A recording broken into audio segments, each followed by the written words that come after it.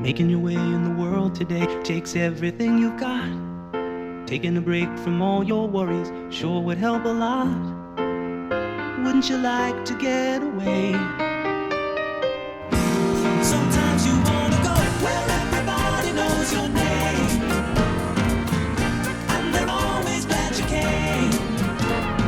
You wanna be where you can see the troubles all around the same. You wanna be where everybody knows your name. You wanna go where people know people all love the same. You wanna go where everybody knows your name.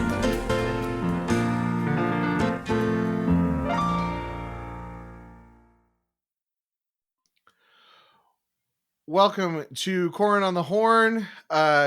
We're calling it Cliff and Norm for now. This is something that this is Kendall. I'm here with Matt, aka Bren Derlin. This is something Hey, how we've you been doing? wanting to do. This is something we've been wanting to do. I feel like it's a curse to say with what regularity we're gonna actually do this.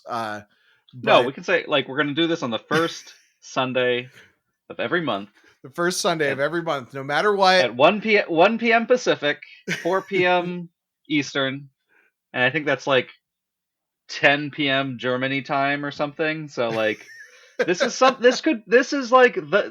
we want to bring people together, I think, in this just to hang out and because that's what we wanted. We wanted to have like kind of a hangout podcast. Like Right. I think you refer to it as like the format of just every podcast from 2005 to 2010, basically. Yeah, exactly. Yep. Just the old few people on a call and just chatting. Cuz honestly, Star Wars, like, the reason that that every podcast now is not that is that it's been done, and frankly there's not really been a Star Wars podcast that has that. A Star Wars card, there's been plenty of Star Wars podcasts that have that premise, I'm sure, but a Star Wars card podcast where it's just that real casual environment. So yeah, Yeah, Star Wars CCG. it's a game. Did you play all your OCS games? Yes, I got for June. Yeah, I got all my OCS games in. I ended up, I think, 6-6. And Nice. June was a really tough month. My opponents were like, not to disparage people, but usually you get a few easy you get a few easy games in. Let's see, I played Taco Bill, Shaw, Kessling, Gavino 1983 is somebody good. TGO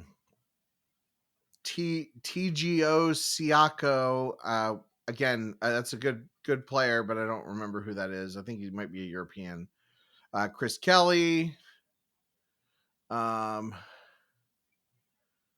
that's a name I don't know. S. Brenson. That's And Steve Brenston. okay, well, he won, so he must be good. I played Garrett, and I played Scotland Grell. So really, a lot. I had a lot of tough games. A few really good ones. A few really good wins. Yeah. How was your June OCS? I'm checking now after I asked the question because I actually didn't know. I played 3 games. I went 1-2. I won against Brad, and then I lost to Werfs and Treadwell. I got my first win ever against Werfs. I turned his Luke the Last Jedi to the dark side with Bring Him Before Me, and Oh wow! like, it was one of those rare games where I would have lost if I had not converted Was Luke. he playing? What? He was on What deck was he playing? QMC. Oh sure, yeah, okay. So I think I got. Yeah, It was you're not one going to of win a those. damage race against QMC. You got to Yeah, turn him. yeah. I won. I won a few. I won 2 or 3 battles or whatever. I needed I needed to randomly draw the 7. And it was one of those. I don't know if you've noticed this because you played Brigham a decent amount of times, right? Mm-hmm. Um, Yeah. Sometimes you can't get down to that last card. You can't get it so that you can't activate so that you're down to 3 cards in your reserve when you go to initiate the duel. Sometimes you're at 4 cards in your reserve or 5 cards, and one of them is the 7. Mm-hmm. So I think that's where it was. It was like I could have drawn a Right, because 7 or I could have drawn a 1. do you draw? Wait, I'm trying to remember. You draw 1 destiny for the duel, and then 1 destiny for if you lose the duel, right? Yeah, so you do it's 2 destiny uh for the duel. You add Oh, those it's 2 2 destiny destiny for the duel. to yeah, Okay. 2 destiny plus your ability, which that changes the math with it being Last Jedi cuz he's one more. Yeah, you basically need to track 2 1s and a 7 if you like really want to have it all set up. Right. And then you shuffle your deck and draw the top card, and if your total is greater than 12, then you convert them and win the game. Mm-hmm. And so ideally you want to forlom that 7 and then activate down to 3, and you know I mean even more ideally than that, you want to know that you have crappy destinies in there, but I think that's that kind of is what it is, but yeah, you activate down, but a lot of times you're at a point in the game where you can't activate all the way down, and you gotta have that tension. I always think that's kind of fun. I know that it's not that there's Good at Him Ringing Before Me. They're not a perfect design. They put constraints and stuff people complain about, but I really like alternate win conditions, and I wish that there were more alternate win conditions in Star Wars. Those are the only 2, right? Yeah, I There's not mean, anything else that depletes. There's ones that like make them lose half their life force, I think. yeah. The Emperor, I think it's called the Emperor's Prize. Emperor's Uh, Prize. I want to say there's something else too, but I can't remember. Maybe. and then things, there's situations where you lose a lot of direct damage, but especially and honestly, even those ones that are like direct damage, uh that's not a direction that I feel like the game, like, you don't really, there's not a lot of situations where one of those epic events that makes you lose 8 force or something like that gets pulled off, because the helpers reduce that damage uh to down to 3 or whatever. Yeah, or I don't know that there's much like for. It's funny for Bren Derlin V being my card. You'd think that I would play Rebel Strike Team much more than I do, which is I've never played it, but Mm-hmm. uh, that I don't think there's anything that reduces the loss from that. I think it's still what 6 or 8 or whatever it was. The challenge I think is with that deck is always like, then what? You still need to like Yeah, control sites and deal damage after that as well. I thought there was Um, I thought there was like a helper that reduced it, but people don't play the helper or something. I don't know. yeah. I was more thinking like Set Your Course for Alderaan uh makes it Oh so sure. they lose 3 for that, and you can't go to every planet. And I think there's something for Hmm. target the main generators, but I could be wrong. I don't know. Well, obviously there's the new uh, Yeah. helper Yeah. the objective, but See, this um, is why we're doing that 2007 podcast format where we're like, I think that's right. Maybe it's not. I don't know. Who knows? No fact checking. It's very important to not fact check. yeah, one of us Um, probably should fact check, right? I haven't played the new Walker objective. Have you? No, I could almost wrap my head around the speeder's objective, but the walker objective, I can't even wrap my head around non-objective walkers. So I tend to not play decks that deploy Imperials unless Okay, they're mains. Like, you're ride or die for aliens. yeah, well, I like, so there's two things that I like about Star Wars. I like Jedi versus Sith, and I like the crime stuff. The like lawful good and lawful evil stuff. I mean, don't get me wrong, I do like that stuff, but it doesn't necessarily appeal to me. And I also like specifically the Imperial aesthetic, like, I don't know, when you just talk about like kind of from an immersion standpoint, like I'm not super interested in being that kind of bad guy, you Yeah, know? yeah, Like I like being, I like playing Darth Vader because Darth Vader's cool. Like right. But the he's the Dark Sith are Lord of the Sith, cool. even if he Yeah. is an Imperial. Yeah, Yeah, the Sith are cool bad guys. The the and obviously the criminals are cool bad guys. The Empire and the First Order, uh they just like, you're just Nazis, and like I don't really want to play as Nazis. If that makes sense. yeah. No, I get that, and it's always weird to me. So I live in LA, and I'm fortunate enough to have a mother-in-law who gifts my wife and I passes to Disneyland every every Christmas. Mm-hmm. So I go to Star Wars Land a lot, and there's always every time I'm there, I'm like I'll see like little kids that are like dressed up as stormtroopers, or who will like. There's a whole like genre of video online you can see of like kids that like kneel before Kylo Ren like at Disneyland. It's like a thing that like they're not old enough to even describe and like what they're doing and why, but they just know that that's what they do, and it's like, is this a cute thing that's being encouraged? Like, what is like? It's It's like weird. yeah. I mean, and it is. I mean, they sell like the little kid first order stormtrooper costumes. You can get those. But And kids just like look, costumes. They look I cool. Like, dressed as Darth Vader as a kid for Halloween, and my best friend Nick dressed as a stormtrooper. Uh, speaks to the type of kid that I was and the type of kid that he was.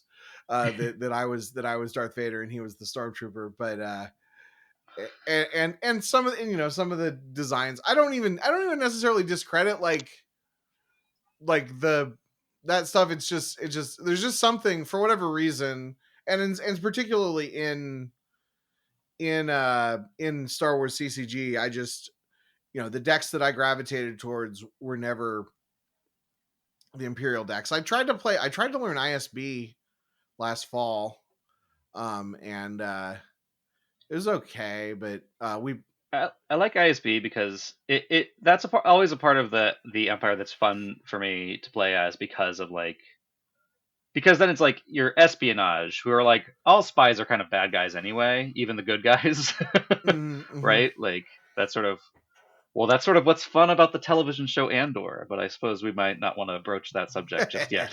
I need to rewatch that. Well, we were going to do like a podcast on the Disney TV. Have you been watching The Acolyte?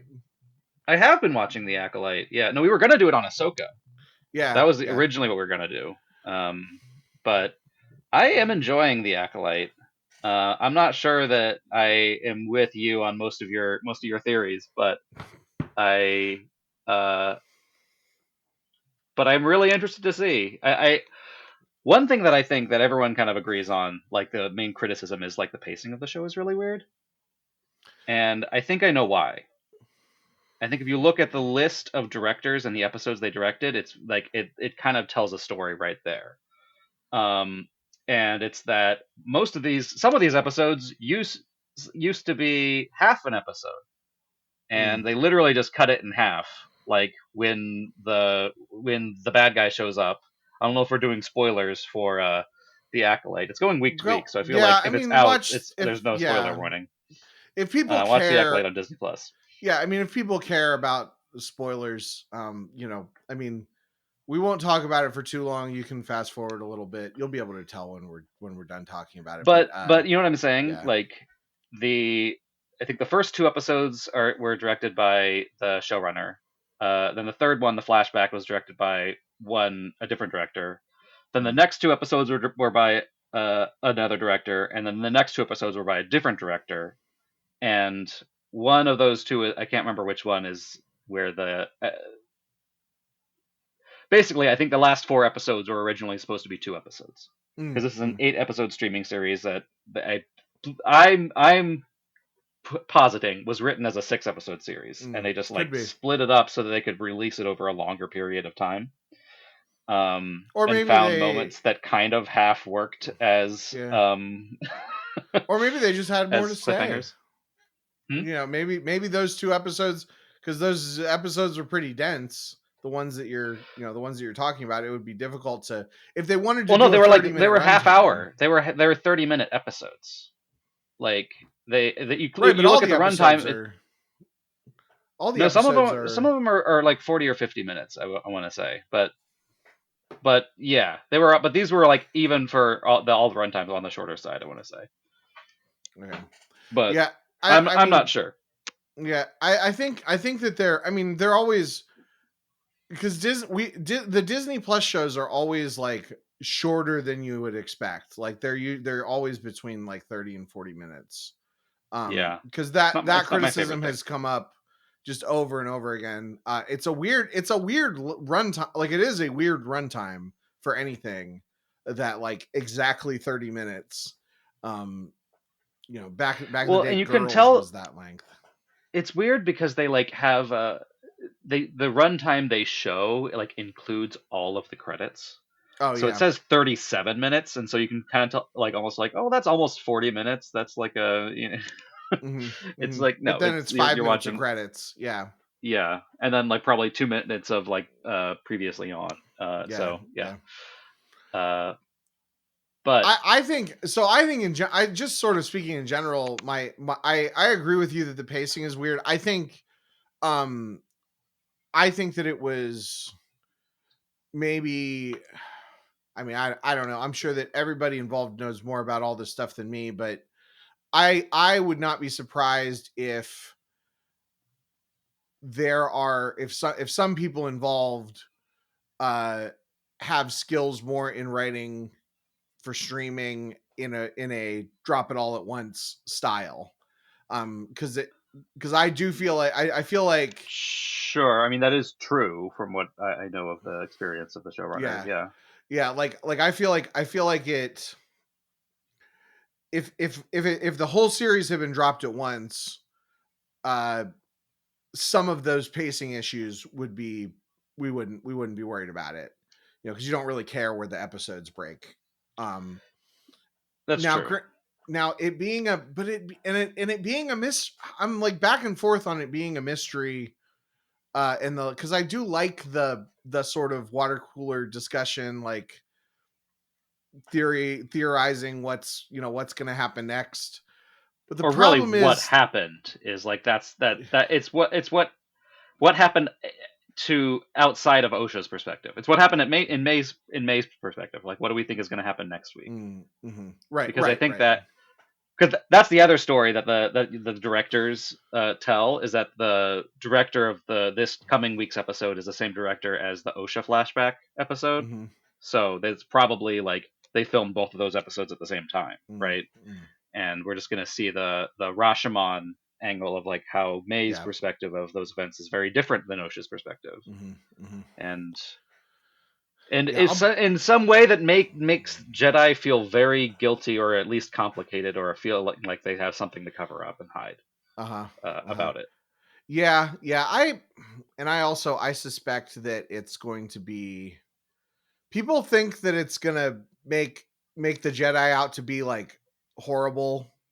I think it's going to be, I don't think we're going to end up thinking less of the Jedi because of it. I think it's going to be, I mean, I guess it depends what you think of the Jedi now. I feel like I have I have complicated feelings on it. I guess it depends what you mean on by the Jedi, because I think of like one thing is an institution and one thing is a person, and I feel like the institutions always, well, not well, almost always fail, like in a way that individuals can, Hmm.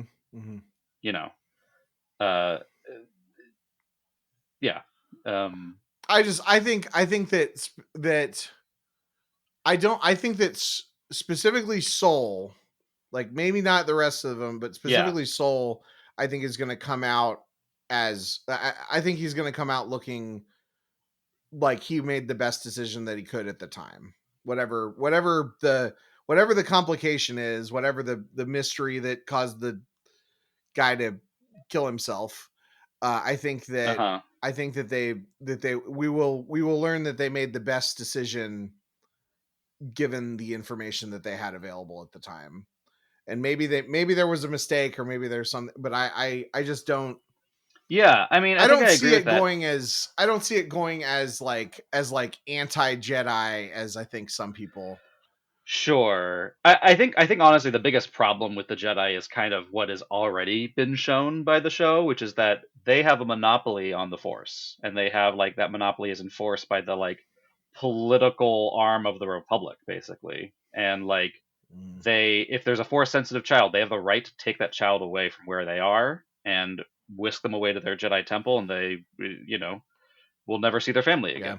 again. In fact, that's kind of part So of it. They don't. There's no attachments to the family and yeah. all this. So, and you know, there's something that is kind of like if you treat that on like a human level, there's something that's kind of fucked up about that.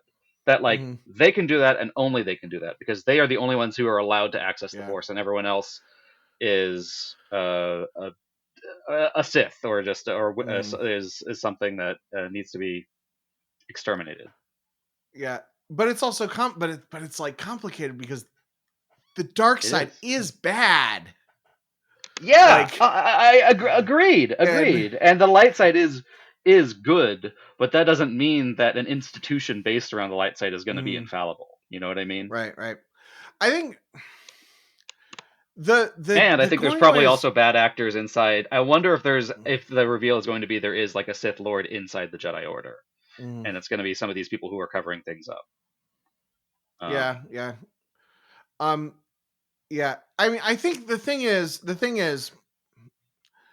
that it's a more interesting story, obviously. Like if we have this situation of the Jedi, take kids away from their families and train them, and that's the way it works. It's whenever we have that, whenever we tell that story, it's obviously a more interesting story if it's done in like a like the family was maybe under some kind of pressure or duress, or the kid didn't really want to go, or something else went wrong with it.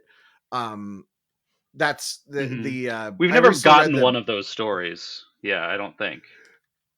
so we've sort of like the story I mean, so we had there is so I just read Rise of the Red Blade about a month Okay. ago. The it's a book about an inquisitor, and in there was some who is my real mother kind of drama with that. And then there also, I feel like there's another example, and then also you have like Anakin, and then this show, like, but I kind of would like to see like a life story of Obi-Wan Kenobi, and like what is it like when, because they wouldn't be, if every single time they took a kid to be trained, then it was like a dramatic, like, horrible, like we're treating the family horribly, and we're taking Well, I people think against in their will or whatever. Most Republic worlds have like a relationship with the Jedi, right? Like they know who the Jedi Hmm. are, and there's respect. They have a culture of Right. respect for the Jedi because they're Republic world. They're kind of conditioned to think that way anyway, and the Jedi mostly do good things. You know, Hmm. I do think I do find it interesting in some of some of the Dooku episodes of Tales of the Jedi where they show. the Jedi are there because the Jedi are like the Jedi are in some ways the Jedi are the Republic and the Republic are the Jedi. Mm-hmm. For most of the history of the Republic and the Jedi, at least I would say, Right. like post for most of the time that Yoda's alive. I guess that's basically the era that I'm describing. But and so that means that forces them into a role of supporting the kind of like powerful people on any given world that they're called to help. And like that's you see kind of there is like a central injustice in that of like having the Jedi, even though if they're on the side of good, can be forced on the side of like of of injustice because of that. And like Mm-hmm. yeah. But yeah, and so Dooku is caught in that situation, and so of course he's a little dark sided, so he like is does a little dark sided things. But there's Right. an interesting like perspective there. But You it's can see also that like, you can but it's also like, and this is where I want, where I'm kind of interested in other stories being told. Like I like that's a compelling story. Yeah, the Tales of the Jedi stuff with Dooku. You're right. And just in general, seeing all the cracks in the Jedi Order those are compelling stories. But the challenge that I would kind of pose towards Star Wars creators is to show like why the the Jedi did good, show also show the Jedi doing good. Not every piece that comes out needs to be subverting that. Like I think it lends itself. And I mean, that's what Star Wars that's why Star Wars is great, is because you can tell all sorts of different kinds of stories. And I think that some of the High Republic stuff has been an effort to do that kind of thing. And I'm reading the Living Force novel by John Jackson Miller, and that's kind of the premise of that is Qui-Gon and Obi-Wan uh, were on a like a public transit, and everybody was mad at them for being Jedi. And Qui-Gon was like, we need to make sure that we're so busy with dealing with politics and like giant big picture, trying to be helpful or whatever, that we've lost sight of those like small acts of goodness that we can do, and that we have the ability to really help people directly. And so then the book is about the Jedi Council going to this planet that's got a Jedi outpost that's been abandoned, and is kind of a mess, and them like actually trying to get their hands dirty and actually fix the school system and things, and it's real, and it's exactly what I'm saying. Like I really like the idea of the Jedi, and especially individuals. I understand that there's going to be problems in the organization, like you said, but like to have a story about about like, oh, these Jedi and they're the Jedi Council members, so they're the people who were around in the prequels. Like they are doing their best. It's like basically it's the West Wing. That's what I want. yeah, I I could see want the that. West Wing for Jedi. Well, you know what's funny is like if I want I've always said that I want the Star Wars West Wing, but I want it to be the season of the West Wing that we never got, starring Jimmy Smits. Yeah, yeah. The West Wing, but with Bail Organa, where he's Right. That is. I I mean, forgot that he was in. I forgot that there was overlap there. yeah. He has to show up in the next season of Andor. I feel like they said there's gonna be more legacy characters. Mm-hmm. I think they said that Ben Mendelsohn is in it. I don't know if Okay. that's gonna be like a cameo, like he shows up for one scene or something. But Mm-hmm. uh, Yeah, that would be interesting, seeing Bail Organa interact, because I feel like Bail Organa's faction of the rebellion is much less extreme than the faction that we've seen in Andor. and Yeah, well, yes and no. I think he is also. I mean, you have to figure like he's also Bail Organa. I think has a face the way that Mon Mothma has a face mm, to the Empire, and it's you know, it's a pacifist face. They have no weapons there, you know. But also his daughter is Leia, and Leia is not exactly a pacifist, you know. Like right, she, right, but Leia's I Leia, mean, right? but I mean, but a big thing, and this is, you know, it comes, and a lot of it comes down to Saw Gerrera. You know, Saw Gerrera in Hmm. Andor is is the is the not aggressive enough naive faction. Like he's practically a pacifist. He's a pacifist compared to the the guy from Thor, whatever his name is. You know, and when we've seen Oh, Saw sure, yeah, Gerrera, yeah, yeah. when we see Saw Gerrera in Rebels, when he's you know, when he's interacting with sort of that, you know, that group, which I would associate closer to Bail Organa. Although Yeah, Mon Mothma's in that as well, so maybe it's the same group, but he's treated as a terrorist. You know, he's this extremist, and he's kind of always yeah. been an extremist. I mean, maybe, I don't know, maybe he had a maybe he was having an extra nice person day when we see him on Andor, but like, yeah, I mean, that's, you know, I don't know, I yeah, I mean, but Yeah. that's, you know, that's also my And Rogue issue with One, in Andor. Rogue One, he's painted that way too. Yeah, yeah, Rogue One especially. right. In But Rogue One, Rogue One takes place literally right before A New Hope, right? And I yeah, think Rebels is supposed to take place around the same time as Andor, both about like yeah, 4 years before. yeah, I think, yeah, I would say around the same time. Um, Rebels also takes place over the course of a few years. I think it goes from, Yeah, that's true. Yeah, I think season one of both shows lines up. So season two of Andor is going to cover like the rest of the time. yeah, Uh, I know that it's important. Ezra is exactly the same age as Luke, so that's oh, yeah, a that's good way funny. of, He's just because gone for the entire trilogy. because Ezra was born on Empire Day.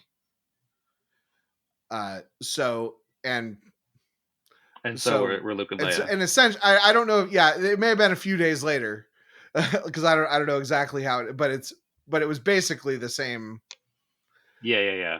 At least Padme was pregnant on Empire Day, depending on when they whether they celebrate it the day that it was declared that the Republic reorganized, or whether it was, or whether it was, you know, and then like, were Luke and Leia actually born like 20 minutes after Mustafar, or, you know, exactly how the timeline works, but he's basically the same age, so you can kind of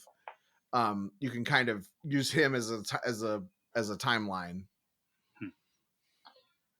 All of the Star Wars players who like don't watch all of the movies and stuff, and were like hoping for some actual Star Wars CCG content, are gonna be real big fans of of this eh, podcast. I can tell. it's okay. It's just what it is. Is what it is. We can, but okay, yeah, we can get back to some Star Wars CCG talk. What should I play next week? What should you play next? Well, that's the thing is, I mean, so I mean, Zero Hour has been doing really well for me. Speaking of Rebels, like I've been winning games that against people that I should not have been able to beat.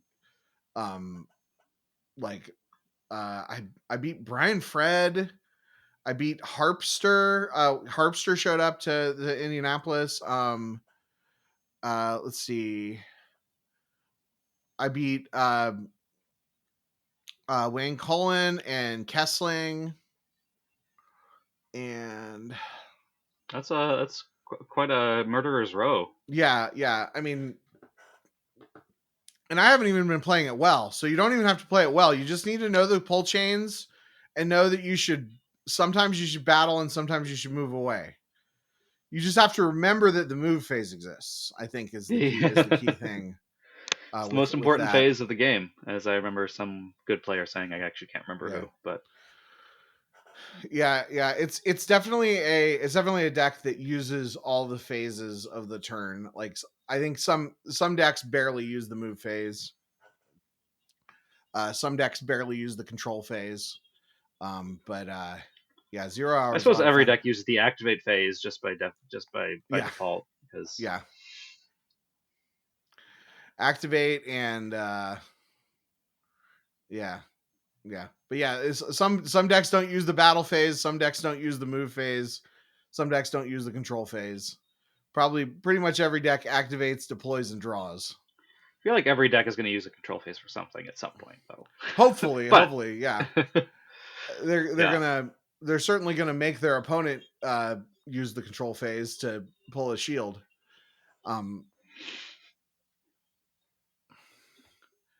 Yeah, I don't know. Yeah, I don't know. Is there? I'm trying to. So that's actually interesting. Is there a modern deck that doesn't at least like regularly threaten force drains? I don't. Because I think of like scum decks, but they're gonna still like have people at the audience chamber and then go, because Right. you need to at least have like occupy some battlegrounds, because Mm-hmm. because usually if you're playing a battling deck, you're going to be retrieving when you battle. I feel Right. like that. I think that because of scum, but then like Lightside has Anakin, or in Skywalker Saga, Yeah. and both sides have draw their fire and Mm-hmm. and mirror. So Well, yeah. So like I think so like scum decks. but you need to occupy two to satisfy coward, is You're was the point I was probably making. So yeah. So scum decks. The reason that I think you would definitely be force draining, like court is probably going to satisfy battle order, so you're probably going to be force draining. CCT gets the drain +1 at the audience chamber. My kind of scum is probably playing Guri or Big Bib. So they're going to get some force drain bonuses.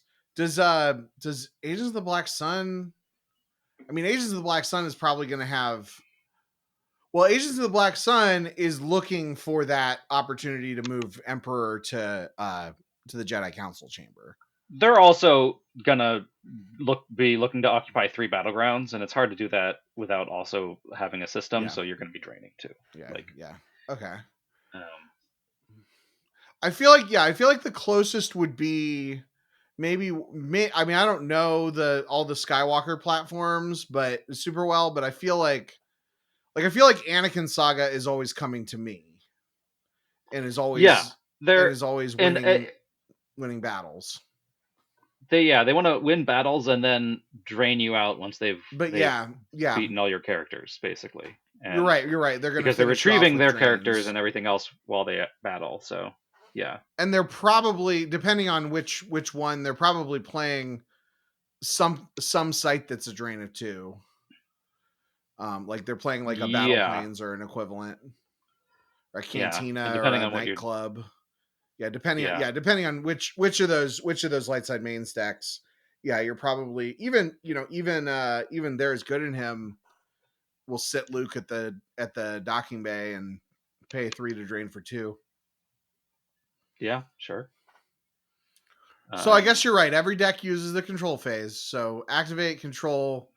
I mean, every deck has to deploy something. Like I don't think there's any decks that we don't have like a straight burn deck that like just plays lightning bolt. Force lightning bolt. It's a used interrupt. Destiny. Here, this is my proposed. We have a force lightning. Why do we need a force lightning bolt? because it's not force lightning. So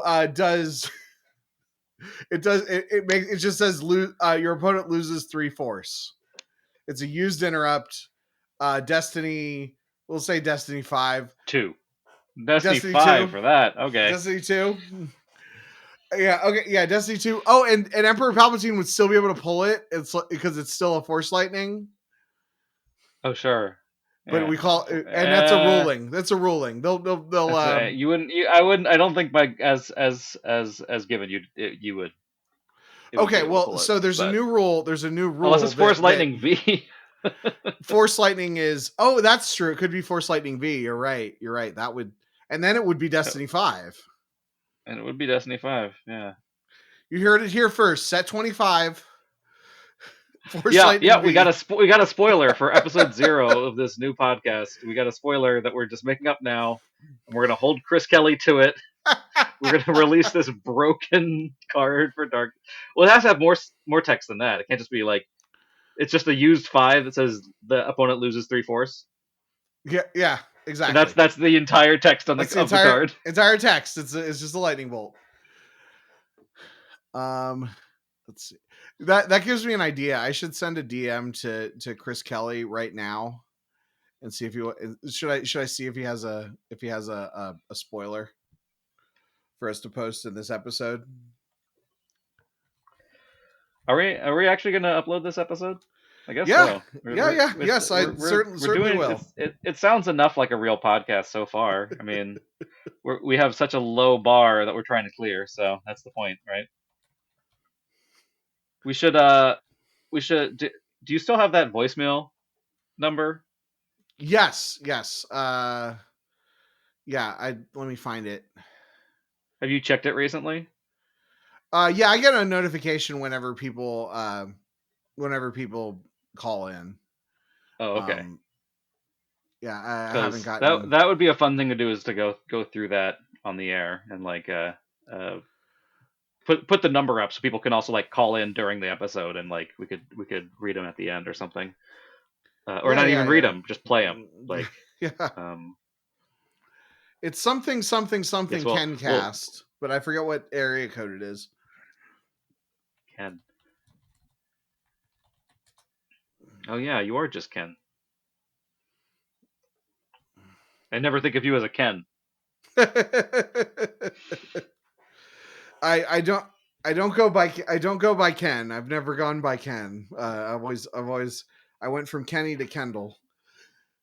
But when you have 7 letters and you want 4 of them to be cast, exactly. like you do what you got to do. Let's see. You have the ability to edit this, yes. Yeah, which of course, me asking that means you're not going to edit it. But while you're looking that up, I'm gonna run to the other room. Did I miss anything? Nope. So that phone number is 267-536-2278 or 267-KENCAST. KENCAST. So you should get one of those, a T-shirt that says "I am Ken Doll enough." I have a T-shirt that says "I am Kenough" on it. Actually, you should just write "all" on there. Yeah, or I guess it would be "doll." Doll, yeah. Oh, Ken Doll. I never thought about that. Yeah. I will tell you, is that a thing? A lot of people thought of that when I was in elementary school. Yeah. Lots of didn't take me long to think of it once I put my mind to it. But I can't imagine it would take an elementary school wise ass much longer. I am totally lost on what to play for Darkside though. Because like, yeah, I was gonna ask what have you been playing? Well, so I almost played Hunt Down. I had Brian Fred bring me a Hunt Down deck last weekend. And then I didn't have the bandwidth to play a completely new deck. So I played, I think, 2 games of Bring 'Em Before Me and 4 games of Court in the last month's OCS, and did not do well with any. I think the Bring 'Em Before Me win was like my one win with Darkside last month. It was rough against QMC. Yeah, against QMC. Yeah, didn't have. Yeah, Lightside won all but one of my games last month. Or 2. Well, sorry. Lightside won all but 2 of my games last month. One of those I was playing Lightside, and one of those I was playing Darkside. But yeah, Yeah. I just I can tell because you. I feel like because court Yeah. is like it's like missing something. I don't know what it is, or if it's my build, or if it's just that I'm part of my problem with court is that I learned it when I was bad player, so I have all kinds of bad habits Because with it it. was. Did you learn it for the same reason I did, which is that like, well, I have these cards. originally, yes, it was probably the first dark side objective that I owned. Yeah, I mean, I think I remember feeling that when it came out, like, as it came out pretty late. I want to say, like, it was when is that sealed deck or Enhanced Jabba's sorry, Palace. enhanced Jabba's Palace? Okay, yeah, that was like one of the later releases. I want to say maybe before Death Star 2. Yeah. Yes, it was. Yes, it was. That was the whole thing. I talked to somebody about it because I guess Death Star 2 was like super delayed or something. I don't know. I wasn't. Yes, I wasn't it active back was. then. There was like I think Endor is the only full set that released in 1998. And they Man, just had that's like a bunch of other like small um things that came. It was because Jabba's Palace was 97, right? Or was Jabba's Palace 98 as well? um. So Oh, that would mean that so special edition was. so This is all special very edition easily was answerable online. special edition was 98 because 98 Worlds was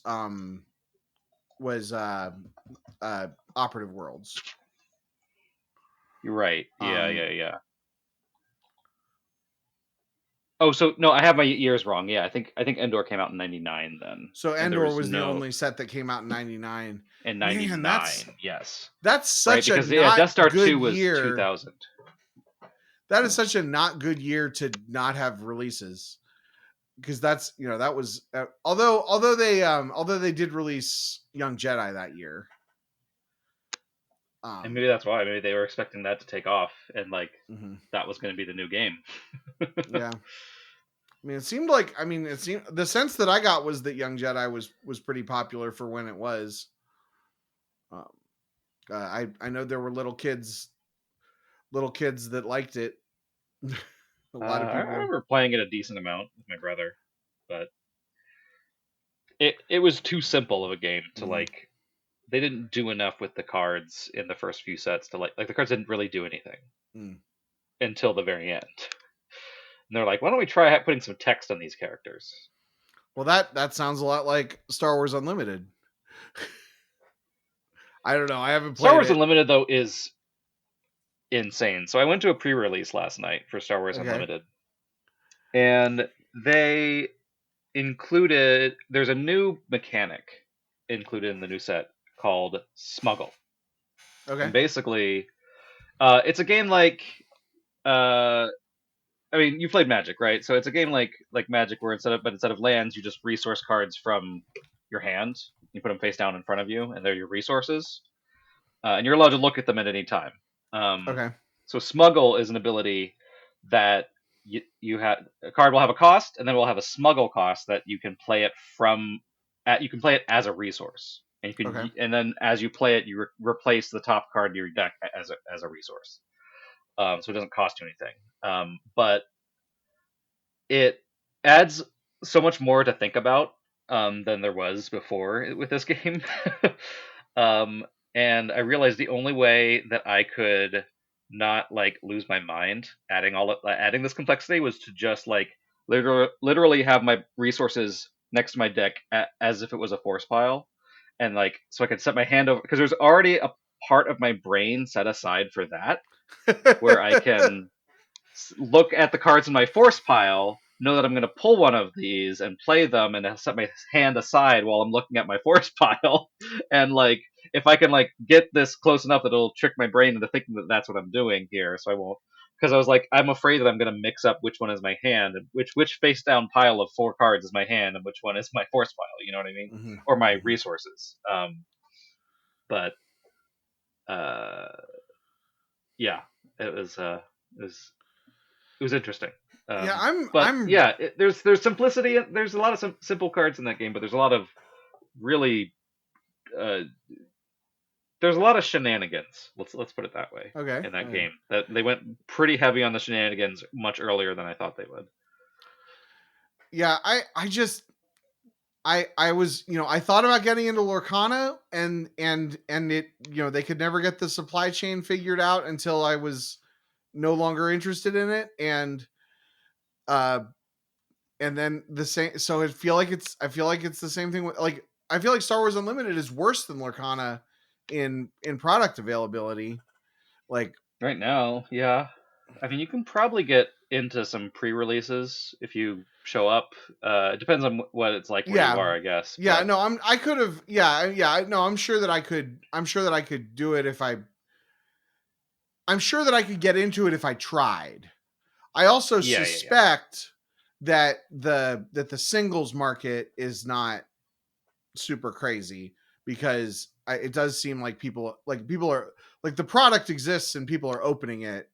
It's just that it's just that you can't go to the store and buy it. And I just, if I'm gonna get into a new card game, I don't want to. I want to be able to. I want to be able to just impulse buy it. I want to be able to go to Target and get my groceries and buy a pack of Star Wars cards.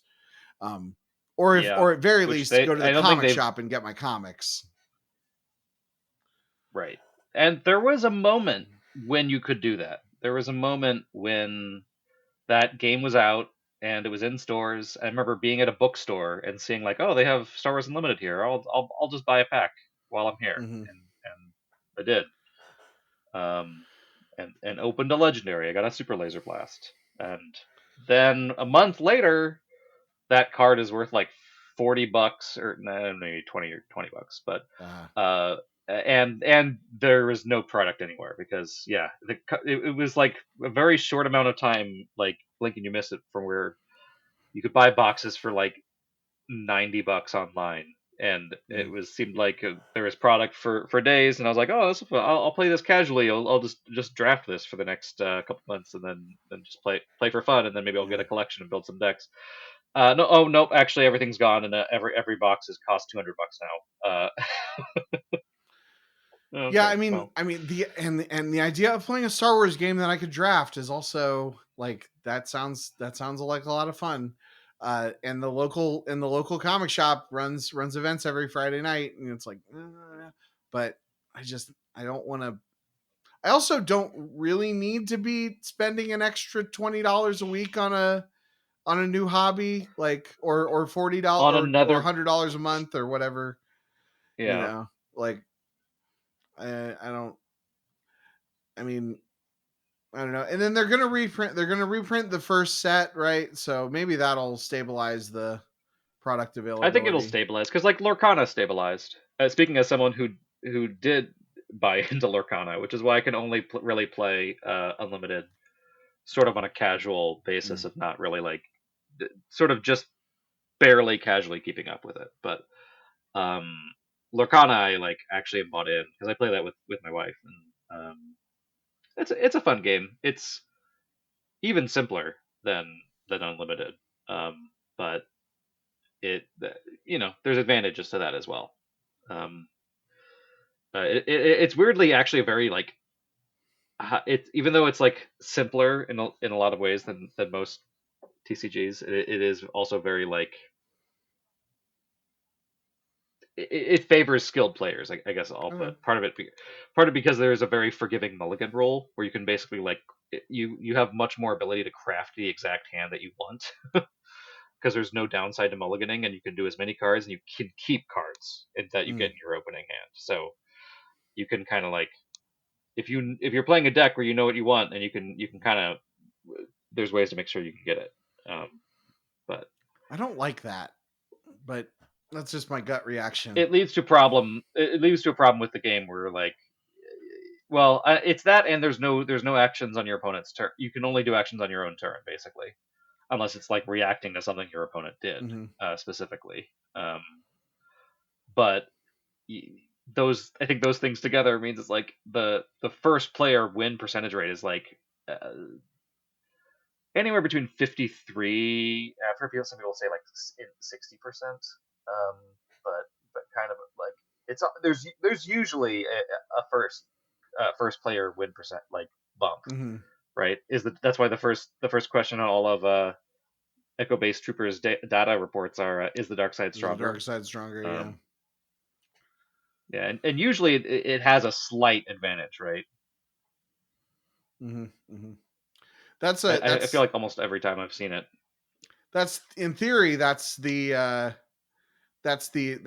advantage to having the dark side always go first in Star Wars CCG, because you can balance the game appropriately in theory, to do that, Right. by not designing any good dark side cards ever.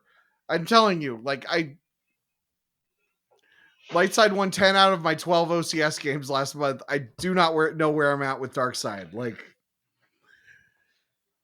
Yeah. that seems, yeah. I need a better dark side deck, and I just don't know. I don't know what it is. Like, I don't know if I should learn CCT, because like some people are saying Court is better than CCT. Maybe I need to just play Court better. I think I was gonna say like maybe you should just play Court more. Maybe I should Lean play. into what you're strong. Well, Where you're it's strong. like I said, the problem is when I learn a new deck, I can learn it right. With Court, I have so much experience playing it wrong that, like, I mean, I will, I do have experience, so I know, certain situations, but I know I've seen situations more than a lot of people, but I also just like, I'll be like, oh, I should just battle here, and it's like, no, you shouldn't battle here. You should not deploy your whole hand to the audience chamber on turn 2 when they can just Yeah. deploy everywhere else on the board and out damage you. I do wish the Court had Yeah. a force strain bonus at the audience chamber. It really feels like it should. Yeah. You have to play cards like Galed or what Fat Bib doesn't give a force drain bonus at the chamber, right? Right, It's right. when he's at the chamber he gives a bonus at other Tatooine sites. Yes. Yeah. Which is not quite the same thing. Yeah, I mean, honestly, Galed isn't the worst, but it seems like there's probably better ways of doing it. But it should just, I don't know. I feel like there should be some random helper card that makes, deploy on audience chamber once per game, may download Jabba, and The audience chamber already does that. Yeah, but better though. This card does it better. Because it does it better because you have audience chamber pulled. Then you have the audience chamber pull. It opens up the audience. Lady Proxima. That card actually wouldn't work because you wouldn't be able to start it. I don't know. Right, because it needs to be deployed on table. Yeah. So it would need to be text added to Power of the Hut. Okay, just make it battle order and Power of the Hut, and it does everything that battle order does and everything that. No. Can you initiate battles for free? Yeah. Okay. Well, of course, no, that wouldn't battle order. It would be battle order and first strike and Power of the Hut. Whoa. That's never happened before. We never combined 3 cards. I mean, I guess unless you count Han and Chewie and the Falcon, I guess that's 3 cards. No, that's 3 cards. And Zuckuss and Forlum and Miss Hunter. Yeah, all right. There's Decipher and PC precedent. Oh, and there's Fagran Dan and the modal nodes. Yeah, that's like 8 cards or 5 cards. Yeah. Some of them are dark side though. Yeah, and some of them are dark side. I do love that about Decipher. That like, that's one thing that playing like Unlimited really like makes me love about Decipher is like that. Decipher's like, no, we're gonna name all of these random ass things. Like some of them had names already. Some of them they were just like, no, this guy's Bomba Nadon and Velkin Tazeri and something else Jasper. about Star Wars Unlimited that, like, the little bit that I've paid attention of has made me realize about myself, and this is not a criticism of the game, this is 100% about me, but as much as I enjoy Disney Star Wars stuff, when I see a product that is just Disney Star Wars, that is really like maybe it's because it's a secondary product or whatever, but like that doesn't feel like it has a foothold in the old universe.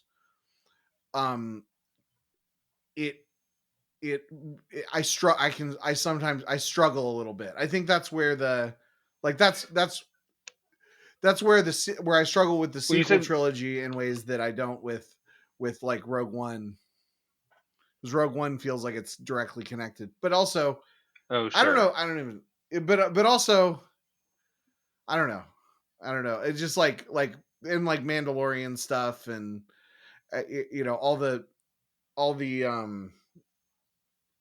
because obviously they're going to lean into those thematics, but like I like having one foot in the old world. I like that the obscure the old characters, world meaning like. Are you mean meaning are you talking about when you say the old world? Do you mean like the original trilogy, or are you talking about like the old like expanded universe? like I think what it is, here's what it is that the old expanded universe, a lot of the obscure characters that we think about and that got developed and stuff are characters who were on camera for half a second. Yeah, So like Aura Singh, had was in one shot. All the characters from the cantina, all the and with the all the bounty Disney hunters, all the canon, yeah, yeah, with the Disney canon, it's all it's all you can do to keep up just with the characters who are the main characters and the main villains on all the new properties. They just create completely new characters. It's not like connecting to or something like that. I don't know. Again, this is a problem with me. It's not like a fundamental thing, but it's just like I notice, like the first time I heard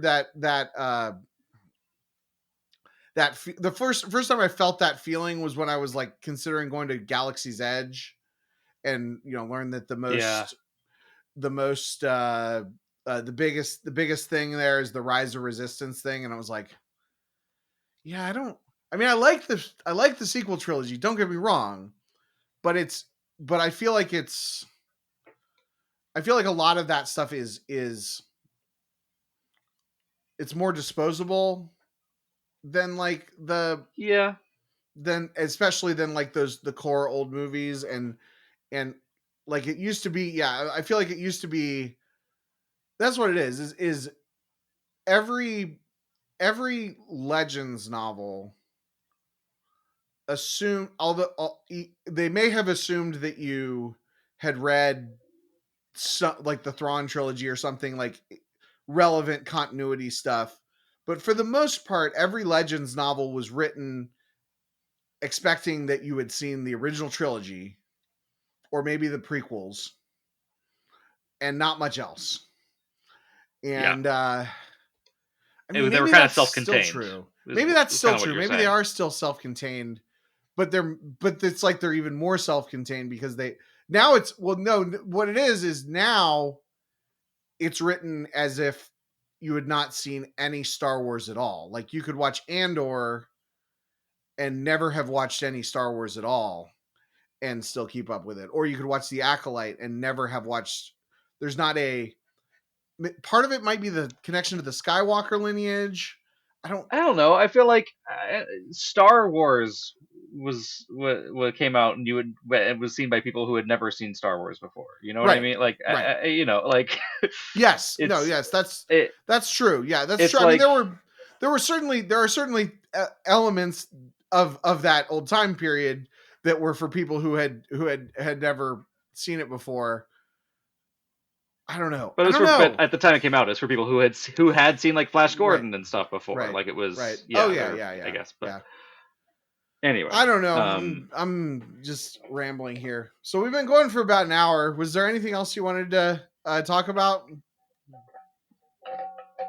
um, uh, Nope. Do we get a spoiler for set 23? See, I don't think so. Nope, no spoilers. Let's are there any of the cards that have been spoiled that you're particularly excited about? I don't know. I don't want to break Fight Club. I can't remember what's been spoiled. Oh, okay. But I think that not that I can remember anything that's in playtesting anyway. I think that the light side force push for Luke Saga is a really neat card. It's a Jedi's Focus, I think. Lets you. Oh, cool. Yeah, it lets you. It's a Destiny 4, and if you're playing Skywalker Saga with Luke, you can do a tunnel vision. You can search your force pile and take one in a hand, and then once per game, you can exclude Luke and a Dark Jedi from a battle. But young Skywalker retrieves the card, and right, okay. And then also the tunnel vision is not once per game, so you can like play it and retrieve it and do it again, and seems Luke's good. hand for it. That seems like a card to grab. Yeah. yeah. Oh yeah, that's true too. Yeah, lots of options. I think because I want young Skywalker to be the objective correct choice for a certain deck. And I think for a certain deck besides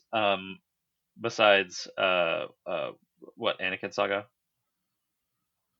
or Hitco, I mean.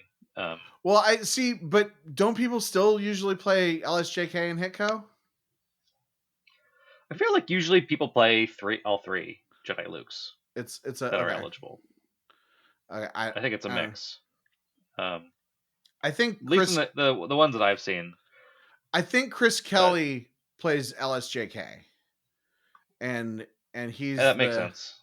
And he's the one that I would trust on this.